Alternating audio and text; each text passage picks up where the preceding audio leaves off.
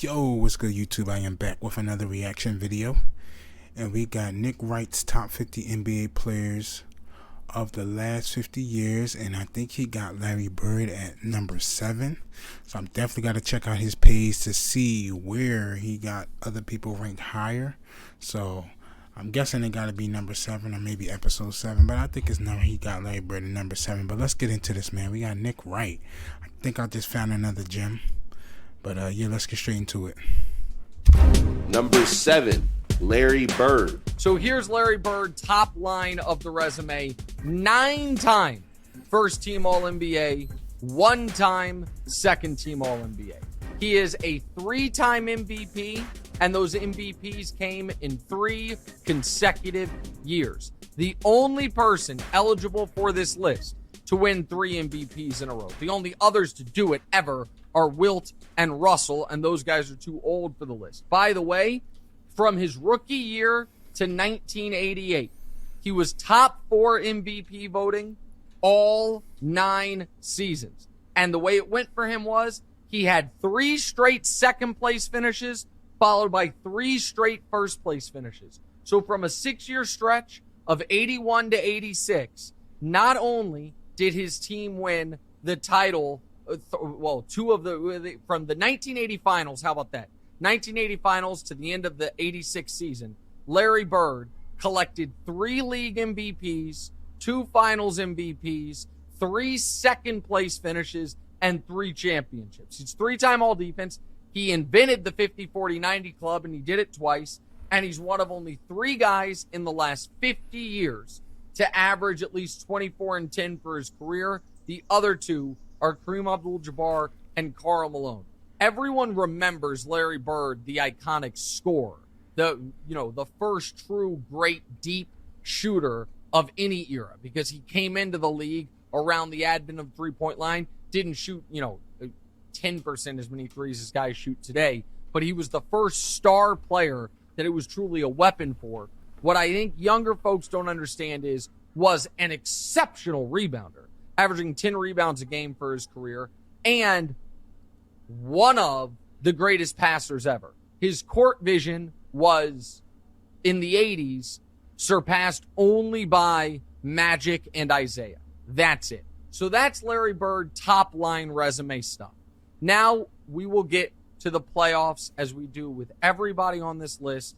At this point of the list, we must go year by year by year. So in the playoffs, again, top line, 3-time champ, 2-time finals MVP, 5-time finalist. So let's just start with his rookie season. 1980, his rookie year. To close out his first playoff series ever, 34, 10, and 7 to beat Moses Malone and Houston. That is his first playoff series ever, 34, 10, and 7. He averaged 22, 14, and 4 in a round 2 loss to Dr. J in Philly, and had 31 and 12 in the Celtics' only win of that series. So that's Larry Bird. Couple interesting things that you're going to hear there. One is, Houston was in the East. They were in the East. There were some weird geographical alignments in the early 80s. But also, the guy averaged 22, 14, and 4 as a rookie in round 2 against Dr. J.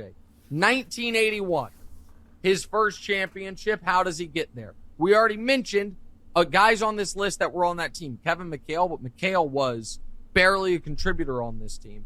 Tiny Nate Archibald was an important contributor on this team, but the best player on this team, without question, was Larry Bird. With respect to Cedric Maxwell, who we'll get to, we won't get to on the list, but was an important part of the finals. 1981, averages 24, 13, and 7 in a round 1 sweep of Chicago. In the Eastern Conference Finals, again against Philly, the team that knocked him out last year, year 2 Larry Bird averages in the Eastern Conference Finals 27, 13, and 5, avenging the previous year's loss, beating Philly in 7 games. By the way, and this is one of my favorite sliding doors moments in NBA history, they're down 3-1 in that series. They come back and win game 5, 6, and 7. And if you remember our Dr. J discussion, the Celtics won games 5, 6, and 7 by a combined 5 points. They won those games by 2, 1, and 2. If they don't win those games, one of those games, Dr. J probably has an extra ring. Larry maybe only has 2, and he's thought of quite differently. So those were critical moments. He's in year 2. How did they win them?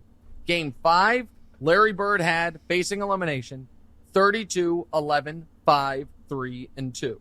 Game 6, he had 25, 16, 4, 2, and 2. And Game 7, 23, 11, 5, 5, and 2. And then Game 6 of the finals against Moses in Houston with the title on the line, had 27, 13, and 5, averaged for the series 15, 15, and 7. Damn, that's a good picture, huh? I never seen that picture before. Look at him. Championship right there. And he just sleep. Like, that's a good picture. That's a perfect picture for a good champion right there, man. Did not win finals MVP. I think that's a pretty questionable one for Larry not to have won it, but he did. 1982, Philly got him back. Dr. J was, at this moment, I think, still a better player than Larry Bird. Dr. J was on the downswing and Larry was on the upswing, but still, Dr. J got him back. Bird averaged for the series 18 points, 14 rebounds, 7 assists. They lose in 7 in the Eastern Conference Finals. 1983, remember Sidney Moncrief earlier on the list when I said most underrated player of the 80s? He was swept by Sidney Moncrief in Milwaukee in round 2. For the playoffs that year, 21 points, 13 rebounds, 7 assists for the playoff averages. And now we're to the stretch of the 3 straight MVPs. 1984, wins league MVP. For the playoff run as a whole, 28 points, 11 rebounds, 6 assists on 52% shooting. Round 2 against the Knicks and Bernard King, another guy on our list, averages 30, 11, and 7, including the playoff game of his life up to that point. Game 7 against the Knicks in round 2. Larry Bird had 39 points, 12 rebounds, 10 assists. In that series, he scored 35 plus 3 times. The next round got revenge on Moncrief and the Bucks in the Eastern Conference Finals. And then in the finals against Magic and Kareem and the Lakers, 29 and 21, a 29-point, 21-rebound game, down 2-1 in Game 4 to even the series. Followed that up with a 34-point, 17-rebound game to go up 3-2, and they win the title in 7. He's finals MVP. They have 2 overtime wins in that series, so that's one that, man, another sliding. So 2 of his first 3 titles easily could have gone the other way. He averages for the finals 27, 14, and 4. 1985, as the defending champs, averages 35, 11, and 6 in round 1 in a sweep of Cleveland. Again, he's the defending champ, comes into the playoffs, league MVP again, averages 35 and 11 with 6 assists in round 1 against Cleveland. Against Isaiah and the Pistons in round 2, game 2, to go up 2-0, 42 points, 10 rebounds, 6 assists. And then 43, 13, and 5 to go up 3-2 in a critical game 5. They would win in 6. They dismantled the Sixers in the Eastern Conference Finals, but that Lakers team in 85, nobody was beating them. The Lakers crush them, and crush them is unfair. The Lakers won the series in 6 games. Bird, though, acquitted himself quite nicely. 24 points, 9 rebounds, 5 assists. 1986, then we get there. What many people, not me, but many people consider the best team ever. It's his 3rd straight league MVP. He's going to finish it with another finals MVP. What? What is he talking about, man? Come on. But everybody thinks with how they want to think. Everybody has their own way, so. But what? He said not the what? Come on. They sweep the Bulls in round 1. You know who's on that Bulls team, right? Michael Jordan. They swept him in round 1, and in Jordan's famous 63-point double overtime game, Larry had 36 points, 12 rebounds, 8 assists. They beat Dominique in Atlanta in round 2, including 20, while averaging 27 points, 10 rebounds, 7 assists. They sweep Milwaukee in the Eastern Conference Finals. He averages 27 points, 9 rebounds, 8 assists, 2 steals. So they're 11-1 en route to the finals. In those finals, they're playing Houston. Remember Hakeem from last week? We talked about that Houston team that also had Ralph Sampson. He averages in the finals 24 points, 10 rebounds, 9 assists. is 2 total assists shy, I think it was 2, of averaging a triple-double for the finals, something only LeBron would do later in, NBA history. He has 29 and 12 in Game 6 to win the title. So that's the end of his championships. It's not the end of his great playoff moments. 1987, sweeps Jordan again in round 1. Seems relevant. 32, 14, and 6 to finish off that sweep. To open round 2 against Moncrief in Milwaukee. 40 points, 11 rebounds, 7 assists, 4 steals. And then to go up 3-2 or 3-1 in that series. 42, 7, and 8 in a double overtime victory. And then in Game 7 against Milwaukee, 31, 10, and 8. So think about this for a moment. Them numbers are crazy, man. 30, 40, almost 50. Like, come on, yo. Please give him respect, man. If you're new and you're watching this, just give him his respect. Come on. They win the title in 1984. They lose in the finals in 1985.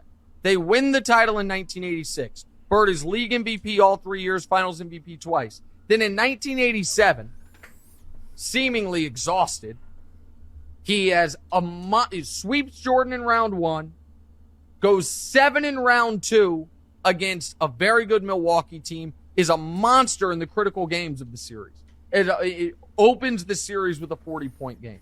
It has another 40-point game to go up 3-1. Then, when they lose games 5 and 6 in game 7, has 31, 10, and 8 to move on to face Detroit.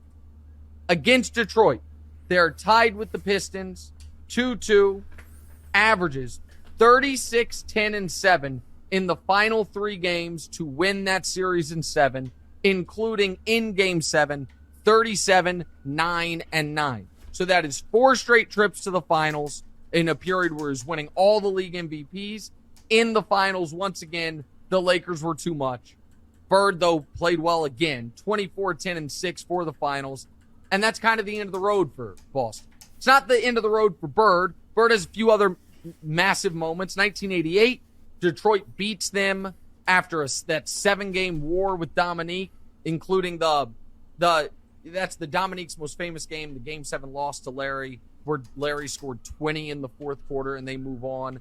But Detroit was too much for him. And then in 1989, he has bone spurs and back issues, and that's basically the end. So the reason Bird can't be higher is it's really just a 10-year run. But what an unbelievable 10-year run. For his career, 24, 10, and 7 in the playoffs. The only other person to he averaged 24, 10, and 7. The only other person in playoff history to average 20, 10, and 5 is Giannis. Giannis, by the way, I think one day will probably supplant Larry Bird, pass Larry Bird, but hasn't yet. Larry Bird, your 7th greatest player of the last 50 years. Let's go to some Larry Bird callers before we move on.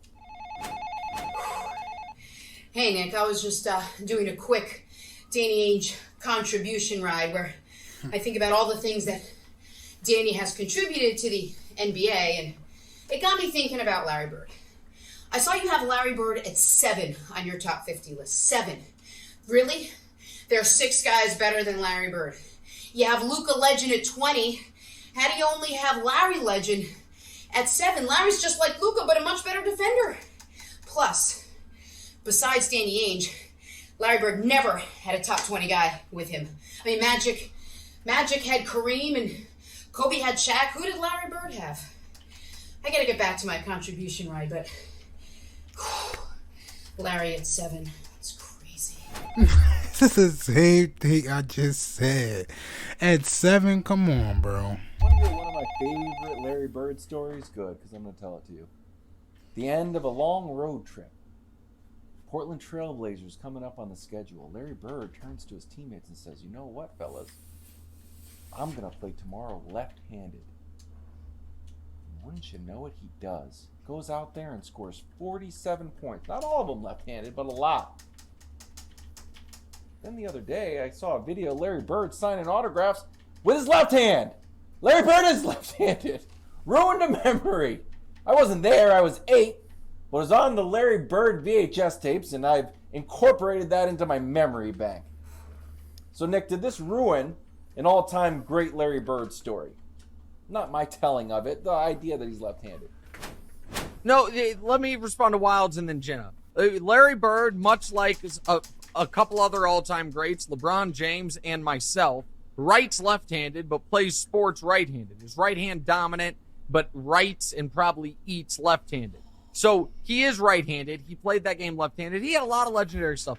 It didn't make, it's not one of the reasons he's top 7 all-time, but the three-point contest thing was pretty legendary. Hell, the McDonald's horse commercials with Jordan from the early 90s, those were pretty legendary. Now, as far as Jenna's point, that he didn't have another all-timer alongside him.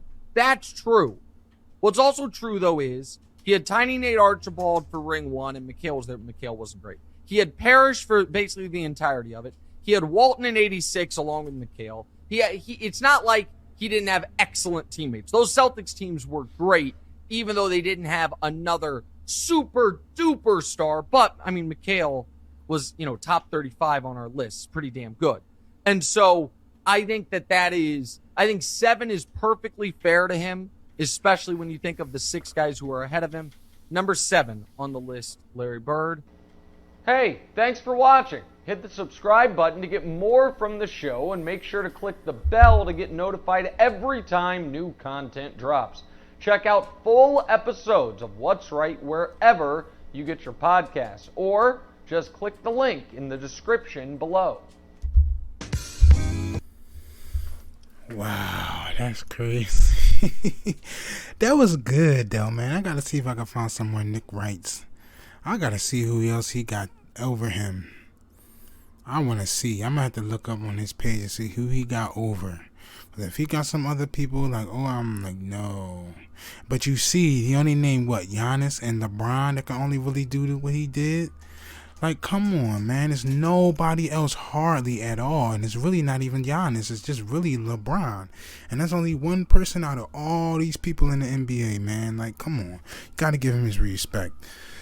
But anyway, man, let me know what y'all think in these comments, man. Let me know what y'all think, because I know I want to see what y'all really think of this, because this was a good one. It was definitely a good video. Definitely was a good video, Nick Wright. I don't know how I found that video, but I found it. But yeah, that's about it, man. I'm on to the next video. Appreciate all the love and support y'all been showing me. You're gonna keep running it up, man. Keep grinding out these videos. And yeah, definitely look out for some more videos. They're definitely coming. Definitely gonna keep dropping. But yeah, I've been definitely being consistent, man. And I know that's what it's about. And that's about it. But yeah, that's it, y'all. I'm out. Subscribe if you're new. Hit that like button. Turn on that bell, man. I'm uploading every single day. I love y'all, man. I'm out. Peace.